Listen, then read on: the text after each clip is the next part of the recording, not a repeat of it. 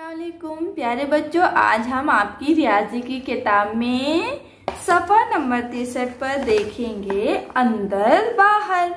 हम अंदर बाहर इस खेल को भी खेलते हैं। यहाँ पर देखो शुरू में ही दो तस्वीरें बताई गई है। एक गिलास के बाहर चमचा रखा हुआ है और एक गिलास के अंदर। अब यहाँ पर भी दो तस्वीरें दी गई हैं, एक जैसी है, सिर्फ एक में कुत्ता जो है बाहर है और एक में कुत्ता जो है अंदर है टोकरी के। अब यहाँ पर आपको सवाल दिया है, जिस तस्वीर में टोकरी के अंदर कुत्ता है इसके नीचे के चौकोन में रंग भरो। अब इन दोनों में से टोकरी के अंदर किसमें है? तो ये जो है टोकरी के अंदर बैठा हुआ है, तो इस चौकोन में हमें रंग भर देना है। अब इसी तरीके से यहाँ पर भी दो तस्वीरें दी गई हैं।